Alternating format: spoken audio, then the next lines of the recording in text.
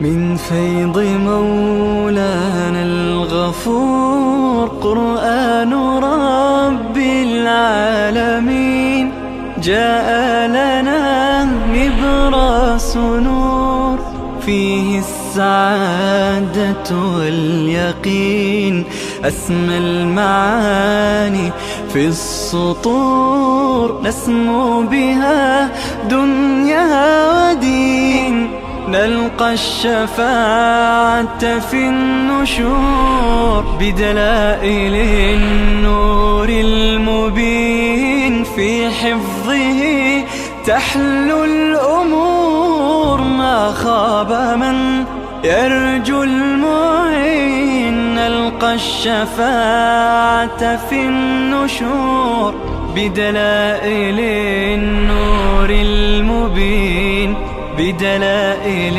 النور المبين.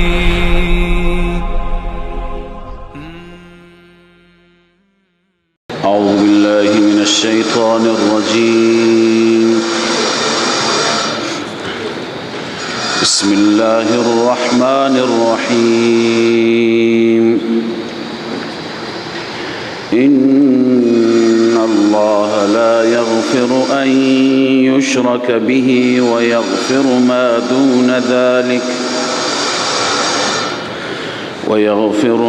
دون ذلك لمن يشاء، ومن يشرك بالله فقد ضل ضلالا بعيدا. إن يدعون من دونه إلا إناثا وإن يدعون إلا شيطانا مريدا لعنه الله، وقال لأتخذن من عبادك نصيبا مفروضا. صدق الله العظيم. اللهم صل على سيدنا وحبيبنا ومولانا محمد وعلى آله وصحبه.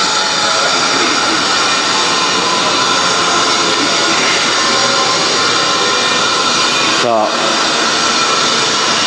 از بخش دوم سوره که احکام سلطانیه بودند تا اینجا این احکام را خواندیم، احکام سلطانیه که حدوداً 9 تا حکم بودند از امور انتظامیه‌ای که متعلق به یک حاکم و متعلق به امیر یا کسانی که در رأس مسلمانان هستند.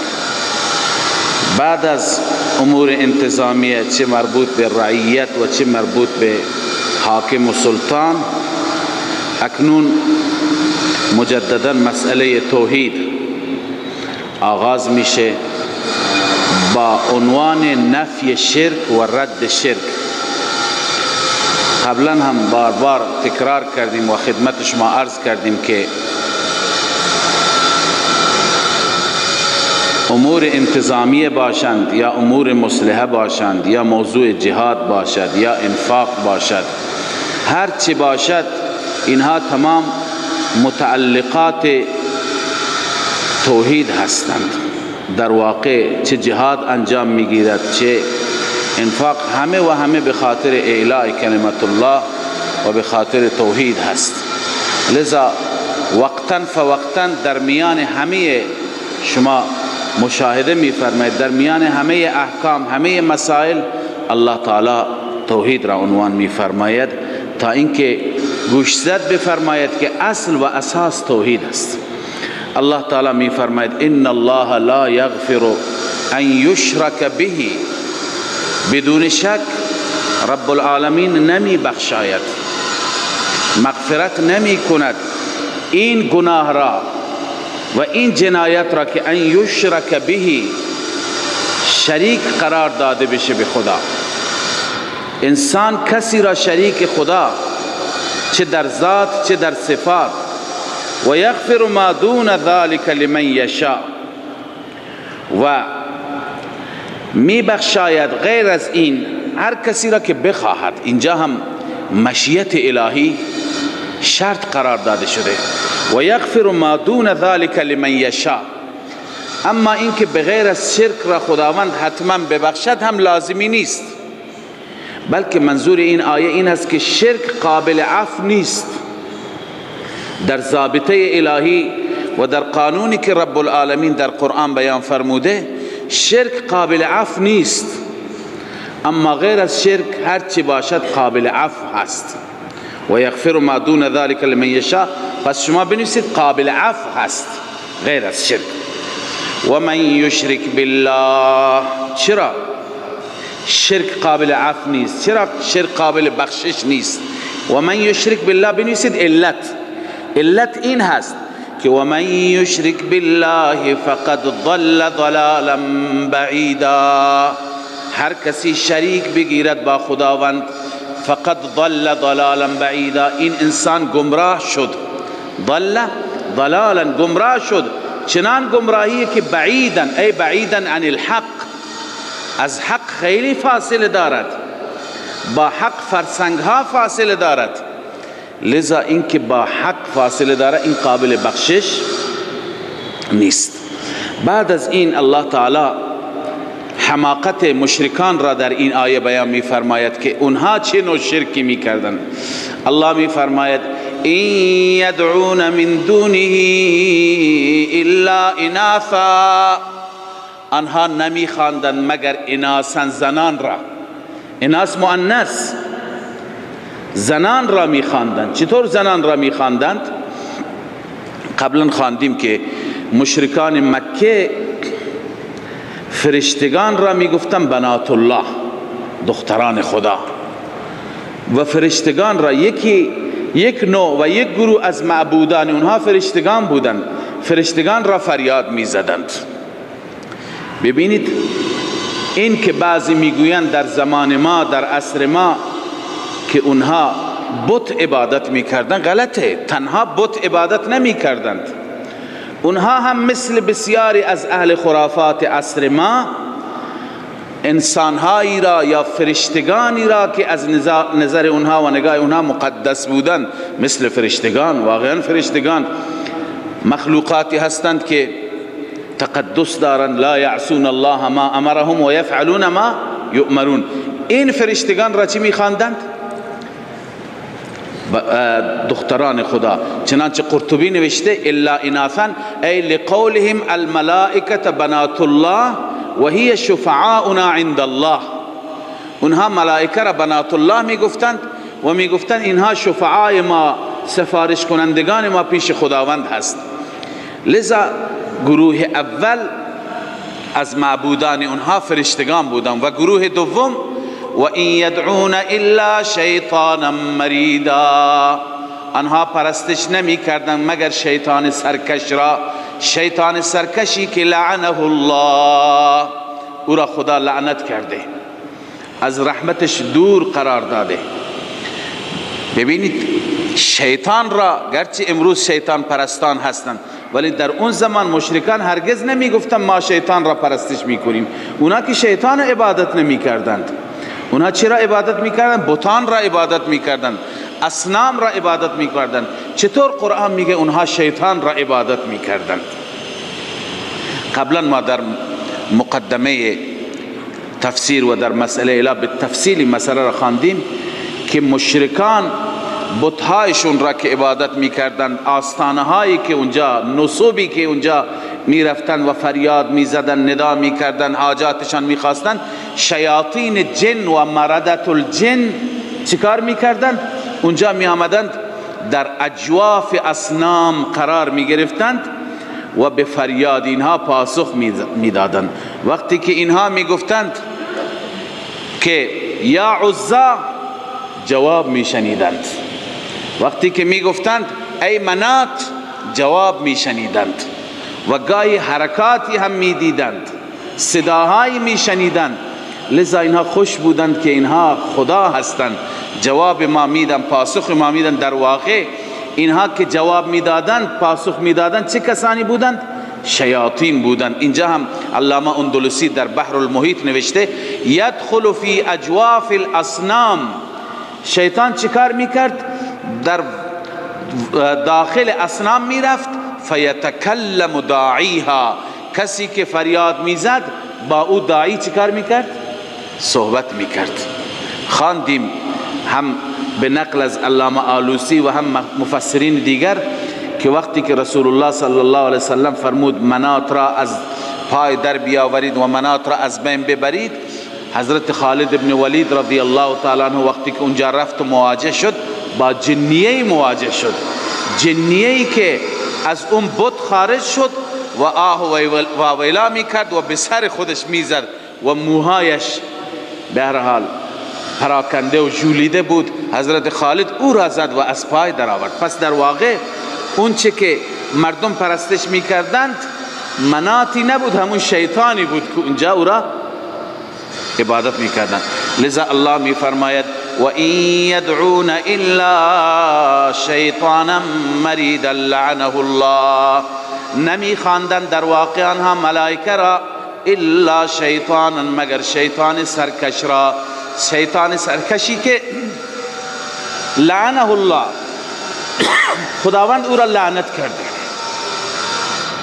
خداوند شیطان را ملعون کرد. نه وقتی که انکار کرد و ابا کرد. وقال لأتخذن من عبادك نصیبا مفروضا، شیطان قسم یاد عهد کرد به وقت لعنت که بار الها لأتخذن من عبادك نصیبا مفروضا، حتما من از بندگان تو یک سهم مشخص شده ای را، یعنی بندگانی که در تقدیر اونها هست و من بتونم بر اونها مسلط بشوم، یک بخشی از بندگانت را به این سمتی که خودم هستم، به مسیری که خودم هستم متغیر میکنم. این نکته را هم عنایت داشته باشید که این شیاطین و جنات در گذشته فقط انسانها را گمراه نمی کردند، امروز هم انسانها را گمراه می کنند. امروز هم بسا انسانها دچار خرافات هستند، شرک هستند و غیر الله پرستی هستند. شیاطین جن فریب میدن، شیاطین جن فریب میدن. خیلی ها هستند که اصلا در این وادی نیستن، اصلا به فکر عبادت نیستن، ولی میخواهند به طور مثال خزانه ای را استخراج بکنند. شیاطین میگن که اگر اینجا خونی ریخته بشه برای ما، یعنی برای رضای ما، برای تقرب ما، اون وقت این طلسم را رها میکنی. اون وقت میتونی شما خزانه را، جوانی آمده بود عیناً سوال میکرد، گفت که ما یه جای میخوایم خزانه ای را بیرون کنیم، ملایی که اونجا رفته خونده، ملا به ما میگه که شیاطین اینجا گفتند که این طلسمه، شما به هیچ صورت نمیتونید مگر اینجا بیاری گوسفند بکشید. ببین مردم را وادار، بعدا هم نتیجه نیست، این نیست که نتیجه باشه، نتیجه هم نخواهد داشت، ولی مردم را وادار میکنن به چی؟ به راه خرافات، راه انحراف. یا خیلی از افراد هستند که اشیاء خودشون را گم میکنند، شیاطین هستند، مردت الجن هستند که فریب میده انسانها را، گاهی انسانها را به جان هم میاندازند، فلانی سرقت کرده، فلانی دزدی کرده، نشانی هم میدند و به حرف اینها، به سخن اینها اعتماد کردن.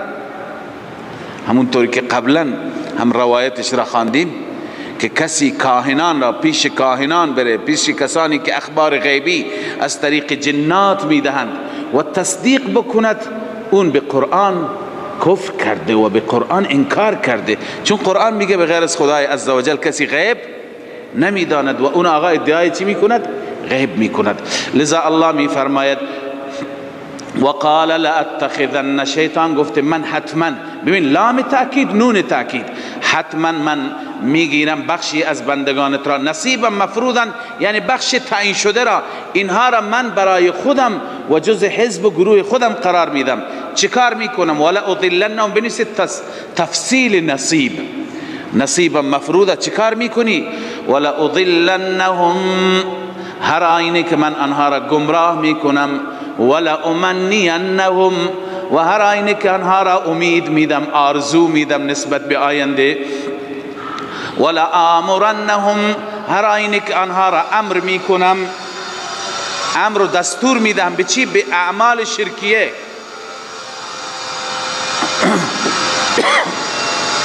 امرشون میکنم به اعمال شرکیه. فلیبتکن آذان الانعام، البته اونها قطع میکنن گوش چارپایان را، گوشهای چارپایان را قطع میکنند. یعنی چه؟ میخوانیم انشاءالله در سوره مائده که ما جعل الله من بحیرة ولا صائبة ولا وصیلة ولا حام، چارپایان را، شترها را نشانه میکردند، گوشهایشان را چاک میدادند، گوشهایشان را میبریدند و به نام معبودان رها میکردند. حتی دزدهایی که دزدی میکردند، سارقانی که سرقت میکردند، وقتی که با این نوع حیوانات مواجه میشدند از معبودان میترسیدند، کار نداشتند. پس همین این شرک فعلی هست، نه؟ چیزی که خدا حلال کرده او را حرام قرار داده، میگفتند این حیوان یا سواریش یا شیرش یا گوشتش یا پشمش برای ما استفادهش چیه؟ حرام است. الله می فرماید ولا آمرنهم فلیبتکن آذان الانعام، البته من آنها را دستور میدهم که قطع بکنند و ببرند گوش چارپایان را. ولا آمرنهم فلیغیرن خلق الله، من آنها را دستور میدهم که تغییر بدهند خلق الله را. چطور تغییر بدن خلق الله را؟ اینجا تفسیر حضرت عبدالله ابن عباس هست، خلق الله یعنی دین الله. خلق الله قال ابن عباس رضی الله عنهما یعنی دین الله. تغییر دین خدا چیه؟ هو و تغییر دین الله هو تحلیل الحرام و تحریم الحلال، یا و تحریم و تحلیل الله. اونی که خدا حرام قرار داده اون را بیا حلال قرار بده، اونی که خدا حلال قرار داده اون را حرام قرار بده. این فلیغیرن خلق الله است، دین خدا را تغییر دادن. شرک فعلی 4 عنوان نداشت؟ نذورات الله، نذورات غیر الله، تحریمات الله، تحریمات غیر الله. یعنی چیزی که خداوند حلال قرار داده اون را حرام بکن، چیزی که خدا حرام کرده او را حلال قرار بده. اینها را میگویند ما دستور، شیطان میگه من اینها را وادار میکنم این کار را بکنند. لذا راهای خرافات، بدعت همینه، در دین ایجاد کردن چیزی را که در دین نیست. یه چیزی در دین مشروع نیست، از خود بیار او را عبادتی قرار بده. یک چیزی که سنت هست، سنت را بیا قلقم بکنه. فلیغیرن خلق الله همین هست، بدعت هست، خرافات هست، انحراف هست. الله می فرماید اینها راهای شیطان هستند. و من یتخذ الشیطان ولیا من دون الله، نتیجه رفاقت شیطان. و من یتخذ الشیطان، هر کسی که شیطان را ولی بگیرد، دوست بگیرد بغیر از الله، فقد خسر خسرانا مبینا، این انسان زیانکار شد، زیان بسیار آشکاری. یعدهم و یمنیهم، الله می فرماید شیطان اونها را وعده میده، مژده میده. یعدهم در عقیده و یمنیهم در اعمال، یعنی اگر این اعتقاد و باور را داشته باشه مژده های خوب، و یمنیهم این اعمال را انجام بده، یک سری آرزوهای برایش ترسیم میکنند. و ما یعدهم الشیطان الا غرورا، رب العالمین می فرماید وعده نمیدهد شیطان مگر وعده فریب میدهد. اولئک مأواهم جهنم، این بیان خسران است، خسران مبینا. خساره‌ای که الله می فرماید اینه که انسان برای همیشه در جهنم میفته با انتخاب راه شیطان و راه شرک. اولئک مأواهم جهنم، اینها جایگاهشان جهنم هست. ولا یجدون عنها محیصا، و نمیابند از آن جهنم محیصا، جای خلاص، جای فرار. خلاصی و جای فراری برایشان نیست. خب بعد از اینکه تخویف بیان شد برای کسانی که از شیطان تبعیت میکنن، اکنون مؤمنین کسانی که دشمن شیطانند و از شیطان تبعیت ندارن. این بشارت است. والذین آمنوا وعملوا الصالحات، کسانی که ایمان دارند یعنی قوه اعتقاد خوب و باور خوب دارند، و عملوا الصالحات و عمل خوب دارند، سندخلهم جنات تجری، نتیجه و ثمره، حتما ما داخل میکنیم. سین را دو معنا کردیم، یکی تقریب یکی تأکید. اینجا به معنی تأکیده. الله می فرماید حتما ما آنها را داخل میکنیم جنات تجری، در باغاتی که جاری است از زیر اشجار جنات و از زیر کاخهای اون جنات، نهرها خالدین فیها ابدا، همیشه در آن جنات ماندگار هستند. وعد الله حقا، این وعده الهی است. وعد الله وعدا، وعده فرموده الله، وعده حق. و من اصدق من الله قیلا. ببینید در مقابل یعدهم و یمنیهم وعد الله هست. برای خرافاتی ها، برای اهل شرک امنیه شیطانی، آرزوهای شیطانی، و برای اهل ایمان وعد الله حق. کدوم وعده درست است؟ و من اصدق من الله قیلا. الله می فرماید چه کسی از خداوند صادق تر است از نظر قیل، از نظر سخن، از نظر گفتگو. لذا سخن الله صادق تر است. لیس بامانیکم ولا امانی اهل الكتاب. ببینید هر گروهی میگه من علی الحق هستم، من بر حق هستم. اهل کتاب میگفتن ما، مسلمانان میگفتن ما، مسیحیان میگفتن ما، امیهای مکه و مشرکین مکه میگفتن ما بر حقیم. الله تعالی میفرماید بر اساس امانی و آرزوها و خیالات فاسده شما نیست، آرزوهای دور دراز شما نیست. اساس چیه؟ اساس ضابطه‌ای هست که خدا گذاشته. لیس بامانیکم ولا امانی اهل الكتاب، زجر هست، یعنی دار و مدار نجات نیست بر اساس آرزوهای شما و آرزوهای اهل کتاب. آرزوهایتون را مدار قرار ندهید. اینجا این جمله را بنویسید. آرزوهایتون را مدار قرار ندهید، بلکه اعمال صالح را مدار قرار بدید، ایمان و اعمال صالح. قبلا هم خواندیم در سوره بقره ان الذين آمنوا والذين هادوا والصابئين والنصارى، همه گروه ها، من آمن بالله واليوم الآخر فلهم اجرهم عند ربهم. ملاک موفقیت، مدار پیروزی و نجات چیه؟ من آمن بالله والیوم الاخر. اینجا هم الله تعالی می فرماید مدار آرزو و خیالات فاسده نیست، تمناهایی که انسان داره، کسی میگه من چنین بشم چنون بشم نیست، بلکه مدار چیه؟ اینه من یعمل سوءا یجز به، هر کسی که عمل بکند، عمل بدی انجام بدهد. شرک از ابن عباس سوء را شرک تفسیر کرده. هر کسی که عمل بدی شرک انجام بده، یجز به، پاداش داده میشه، جزای اون شرک را میبیند. ولا یجد له من دون الله ولیا ولا نصیرا، نفی شفاعت قهریه. نمیابد برای خودش بغیر از الله هیچ کارسازی، ولی یعنی چی؟ حامی، کارسازی نمیابد. ولا نصیرا، و نه مددگاری میابد، یاوری میابد. اما این مدار، عرض کنم که مدار عذاب بود، مدار نجات اینه. و من یعمل سوءا بنویسیم مدار عذاب، و من یعمل من الصالحات بنویسیم مدار نجات.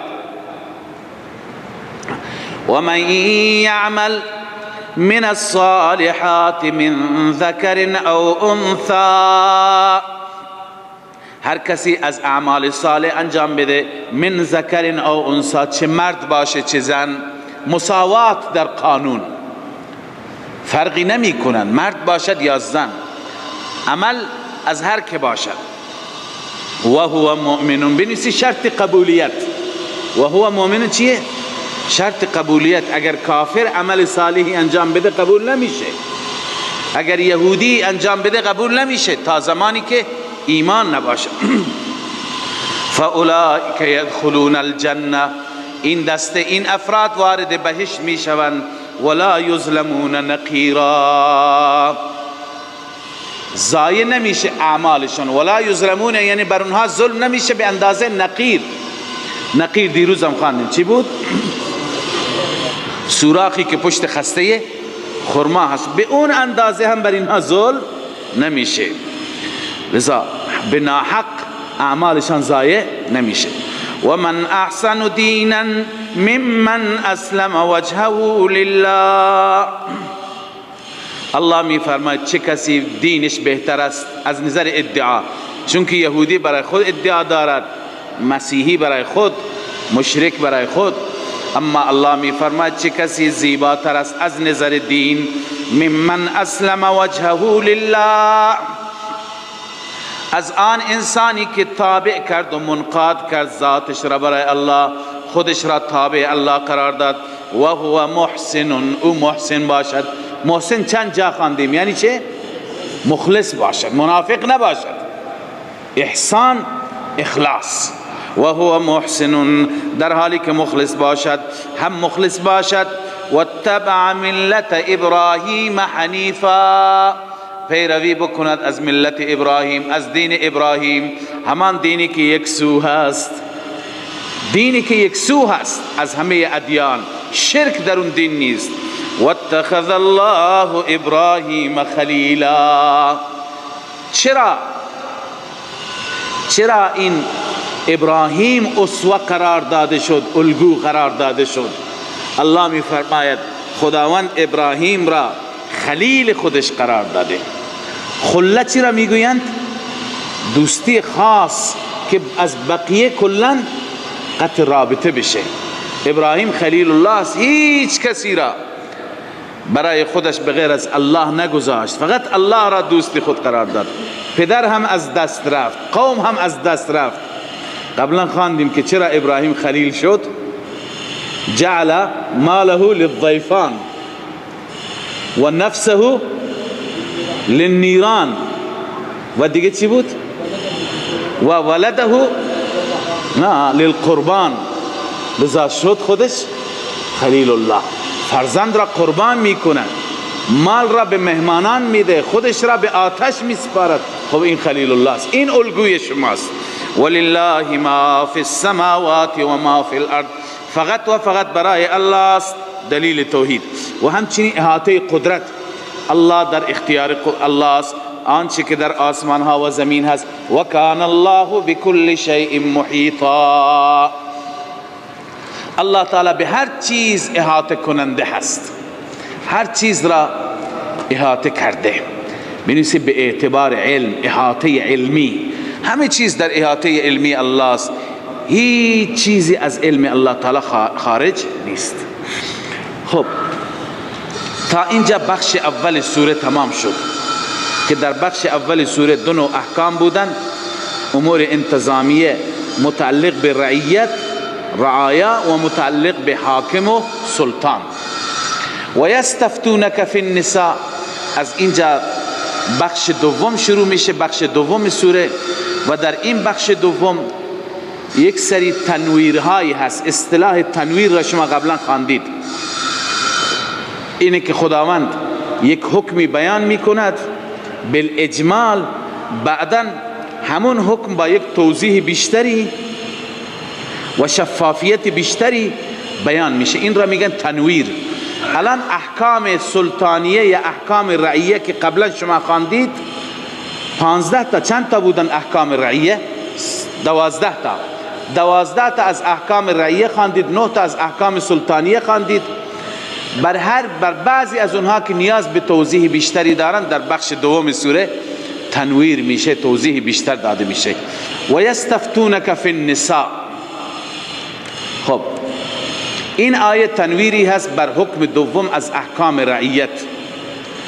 حکم دوم از احکام رعیت چی بود؟ و این خفتم الا تقسطوا فی الیتامى، درباره یتیم ها اگر شما احساس کردید که نمیتوانید عدالت بکنید در صورتی که ازدواجشون بکنید و مالشون هم محفوظ بشه، خواندیم که پس اون یتیم را شما عقد نکنید. شما از بقیه زنها که علاقه دارید 2 تا 3 تا 4 تا عقد کنید، ولی یتیم را که علاقه ندارید به خاطر مالش ازدواجش نکنید. اینجا الله تعالی این مسئله را شفافتر میفرماید. الله میفرماید و یستفتونک فی النساء.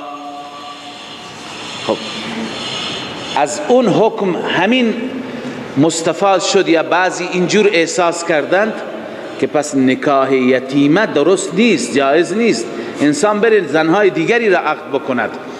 الله میفرماید که اینجا اون اشکال را جواب میده. الله میفرماید و یستفتونک فی النساء، از شما استفتاء میکنن، سوال میکنن درباره زنها، یعنی نکاح زنها. قل الله یفتیکم فیهن، بگو الله شما را فتوا میدهد در آن. و ما یتلی علیکم فی الکتاب فی یتام النساء اللاتی لا تؤتونهن ما کتب لهن. همچنین خداوند آنچه که بر شما تلاوت میشه، خداوند به شما فتوا میده، یعنی جواب میده در رابطه با آنچه که و ما یتلی علیکم عطف بر لفظ الله. قل الله یفتیکم، بگو هم الله تعالی به شما جواب میده و هم بگو که ما یتلی علیکم، آن زنانی که آنچه که تلاوت میشه در کتاب فی یتام النساء، درباره زنهای یتیمه، التي لا تؤتونهن، اون زنهای یتیمه‌ای که شما به آنها نمیدهید ما کتب لهن، آنچه که برایشان نوشته شده، بنویسید یعنی مهر. آن زنهای یتیمه‌ای که شما مهرشون را نمیدهید. و ترغبون ان تنکحوهن، و رغبت دارید، علاقه دارید که آنها را چی بکنید؟ نکاح بکنید. به دلیل بنویسید مال و جمال. به دلیل چی؟ بله. و ترغبون اینجا فی مقدر است. و ترغبون فی ان تنکحوهن، شما رغبت دارید، تمایل دارید که این یتیمه ها را ازدواج بکنید. و همچنین خداوند در رابطه با چی به شما میگه؟ یفتیکم فیهن والمستضعفین. این عطف است بر فیهن. خداوند به شما جواب میده در رابطه با مستضعفین از اولاد، از فرزندان، اونایی که ضعیف هستند. خدا در رابطه با همه اینها به شما جواب میده. چه جوابی میده؟ و ان تقوموا للیتاما بالقسط. این نیست که نکاح یتیم حرام است، نه، نکاحش جایزه، اما فتوا میده که ان تقوموا للیتاما بالقسط، شما برای یتاما، در حق یتاما عدالت را، انصاف را برگزار بکنید، قائم بکنید، ظلم نکنید. فقط اینه. ظلم ببینید چی میشه. کسی زنی دارد، همسری دارد، دختر عموی یتیمی دارد که سرپرستش همین پسر عمو است، کسی دیگه نیست. از نظر طبعی تمایلی به اون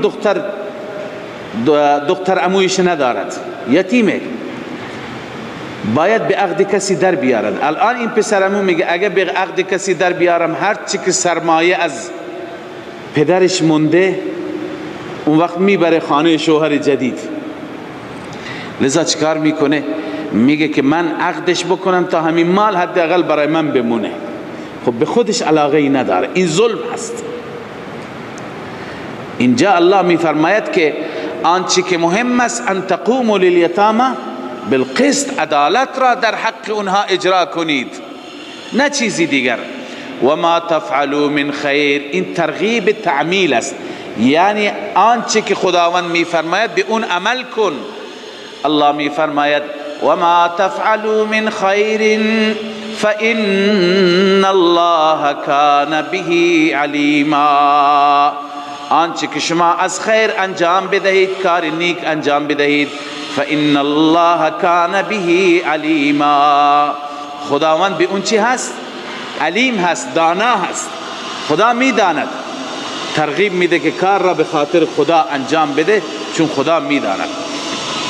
خب این در رابطه توضیحی بود بر حکم یتیمه که شما قبلا خواندید. و این امرأة خافت من بعلها نشوزا، این تنویری هست بر حکم 14 15 تا حکم رعیت بودند، این بر حکم 14 از احکام رعیت بود. حکم 14 چی بود؟ و این خفتم شقاق بینهما فابعثوا حکما من اهله و حکما من اهلها. اگر شما احساس کردی که زن و شوهر، اونجا در رابطه با زن و شوهر بود که اختلاف داشتند، دستور 14 این بود که یک داوری از طرف زن و یک داوری از طرف مرد تعیین بشن، اینها بشینن با هم مذاکره بکنن، مسئله شون را حل بکنند. اما اگر اینجا الان تنویر و توضیح چیه؟ اگر نماینده و وکیل زن بگه که باید یک ذره من از حق زن که من وکیلش هستم عقب نشینی نمی کنم، کاملا حقوقش باید پرداخت بشه، نماینده شوهر هم بگه که من یک ذره عقب نشینی نمی کنم، هر کسی که با چنان دیدگاهی بیاید به مجلس مذاکره، این مذاکره شکست میخورد. الله تعالی اینجا توضیح بیشتری میده که وقتی که شما به عنوان داور هستید، معنیش اینه که شما برای همدیگر گذشت بکنید، احسان را در نظر بگیرید، تقوا و خدا ترسی را پیشه بگیرید، اون وقت شما موفق میشید. یکی از دلایلی که خیلی از مخاصمات حل نمیشوند، چون که طرف حقی که برای خودش قائل هست یک ذره از اون حق پایین نمیاد.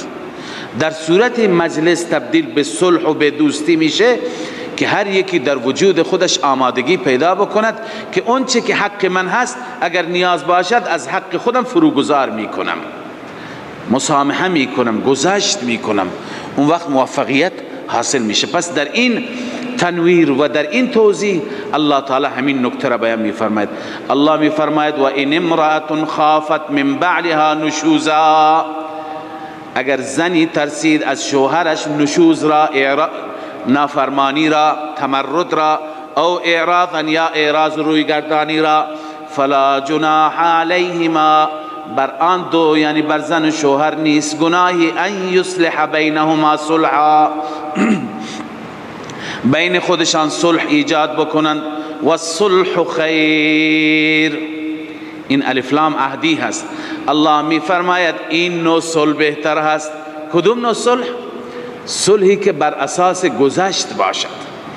و احضرت الانفس الشح، الله تعالی مریضی هر انسانی را بیان می فرماید که در همه انفس و در همه نفس ها چی آماده شده، چی حاضر شده؟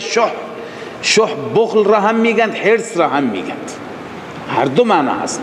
یعنی وقتی که حریص باشد که یک ریال از حقم عقب نشینی نمی کنم، تا قران آخر و ریان آخر را من میگیرم، دریافت میکنم، خب مسئله به بنبست میرسه. لذا الله میفرماید بدانید که نفسهای شما و وجود شما مملو از بخل و حرص هستند، این مریضی ها را بذارید کنار. چیکار کنید؟ و ان تحسنوا و تتقوا، اگر احسان کنید بر یک دیگر منت بگذارید، و تتقوا الله، از الله بترسید، فان الله کان بما تعملون خبیرا، بدرستی که الله به آنچه که شما عمل میکنید خبیر هست، یعنی خدا شما را پاداش میده. اون چه که برای خدا شما گذشت بکنید، به خاطر الله و رضای الله شما نزاع را به پایان برسانید. همیشه دیروز در رابطه با اینکه بعضی از تجربیات زندگی زن و شوهر این است که ابتداءً با هم اختلاف دارند و باید هم دیگر را درک کنند، عرض کردم که بعضی کتاب ها نوشته حداقل تا 7 سال 10 سال طول میکشه که اینها هم دیگر را درک کنند، با ویژگی ها و روحیات هم دیگر آشنا بشن. یک چیز دیگه که از این اشاره قرآن معلوم میشه اینه که تا زمانی که هر کسی روی حرف خودش بایستد، لج کند، هم مسئله حل نمیشه. باید گذشت، باید احسان، و هر کسی که گذشت بکند و اونجا کوتاه بیاید، مرد یک وقتی فکر نکند که من مردم، من نباید کوتاه بیام، که الحمدلله امروز اکثرا مردها کوتاه میاند، ولی خب مرد یک وقتی فکر نکند که من اگر کوتاه بیام کسر شأن، نه، اینجا الله تشویق کرده هر که کوتاه بیاید فإن الله کان بما تعملون خبیرا. اگر کسی دیگه خبر داشته نباشد خدا که خبر دارد. فإن الله کان بما تعملون خبیرا. این یکی از راههای دیگری که زندگی مسالمت آمیزی باشد، زندگی راحتی باشد، زندگی آرامی باشد. هیچ یک از زن و شوهر بر دیدگاه‌های خودش، بر نظریات خودش در رابطه با زندگی اصرار داشته نباشد. کوتاه بیاد. کوتاه آمدن را الله تعالی دوست دارد، چون کوتاه آمدن منجر به قطع نزاع میشه. نزاع که تمام بشه شیطان ناامید میشه، شیطان که ناامید میشه رحمان راضی میشه. لذا الله میفرماید این کوتاه آمدن اجر دارد، بدون اجر نیست.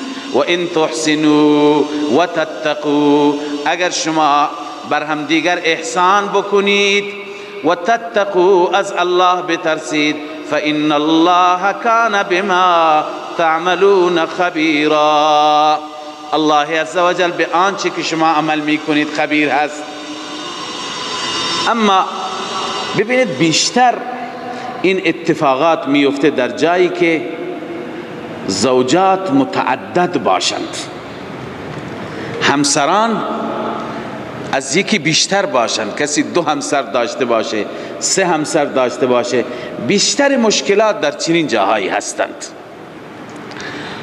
اونجا الله عزوجل هم انسانها را، بندگان خودش را، مؤمنین را ترغیب میده به گذشت و صلح و تقوا.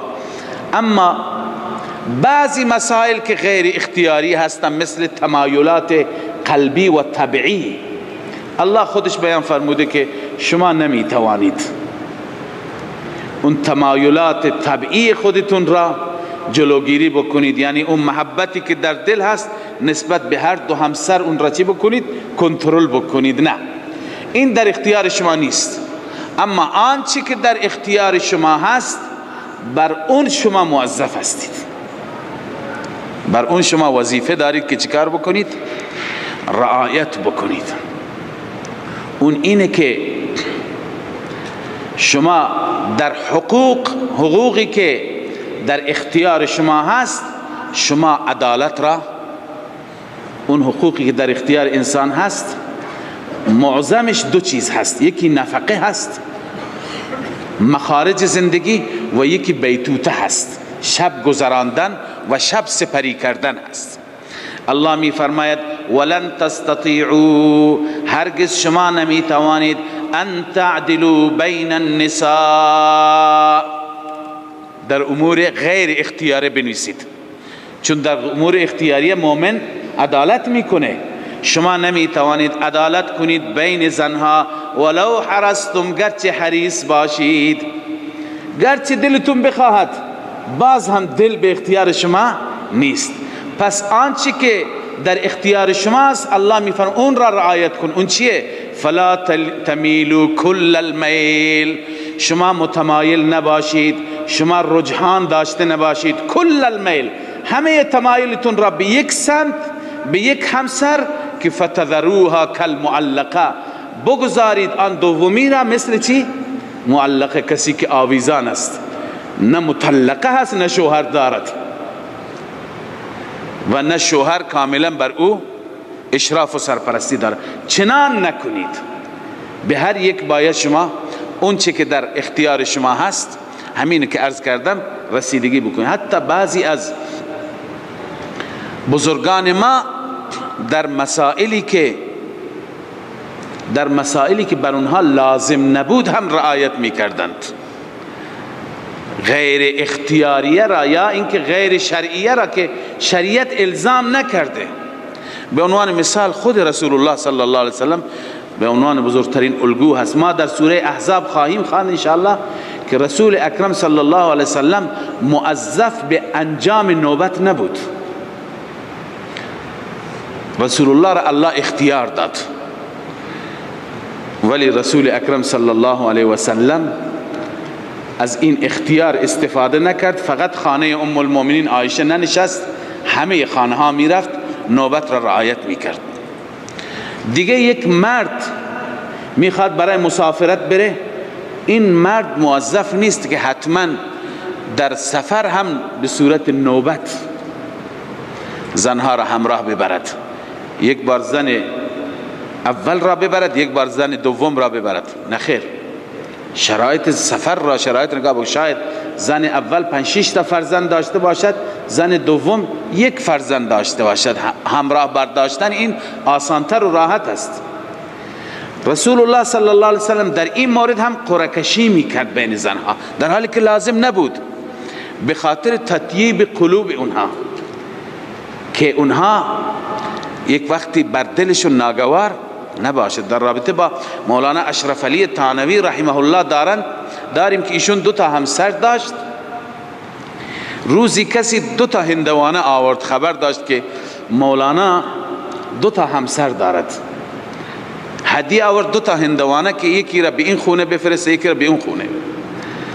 مولانا رحمه الله دستور داد که هر 2 هندوانه را نصف بکنند، 1 نصف از این هندوانه 1 نصف از این هندوانه به یک خانه فرستاد و از هر هندوانه 1 نصف به دیگه خانه دیگه. و دلیلش را گفت شاید یکی شیرین تر باشد یکی نباشد، اون وقت در حق اونی که هندوانه شیرینی نداره ظلم شده، لذا از هر 2 نصف برد. اینا که لازم نیستند، رعایت تا این حد لازم نیست، ولی اینها را انسان اگر انجام بده الله راضی تر میشه.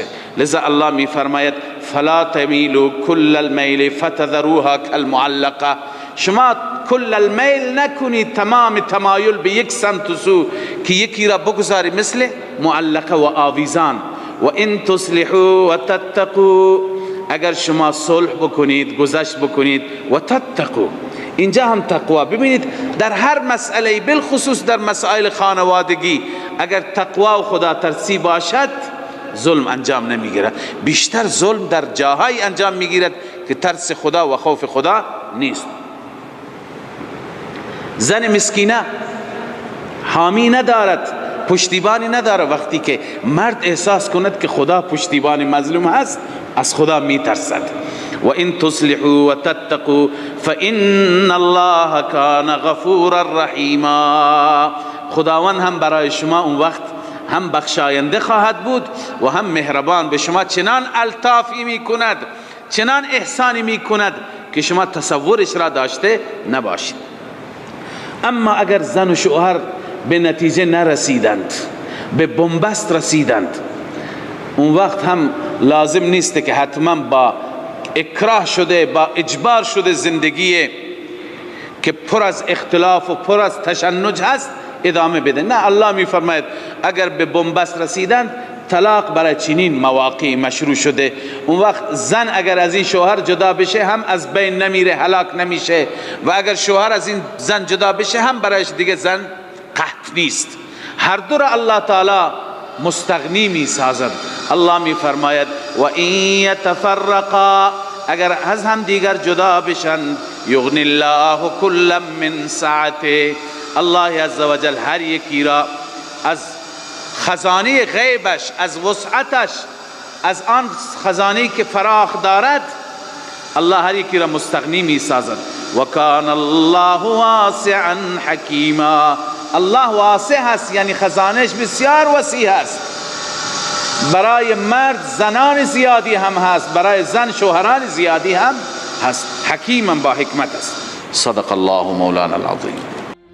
من فيض مولانا الغفور قرآن رب العالمين جاء لنا نبراس نور فيه السعادة واليقين أسمى المعاني في السطور نسمو بها دنيا ودين نلقى الشفاعة في النشور بدلائل النور المبين في حفظه تحلو الأمور ما خاب من يرجو المعين نلقى الشفاعة في النشور بدلائل النور المبين بدلائل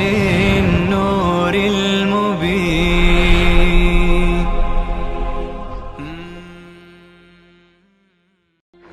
من فيض مولانا الغفور قرآن رب العالمين، جاء لنا نبراس نور فيه السعادة واليقين.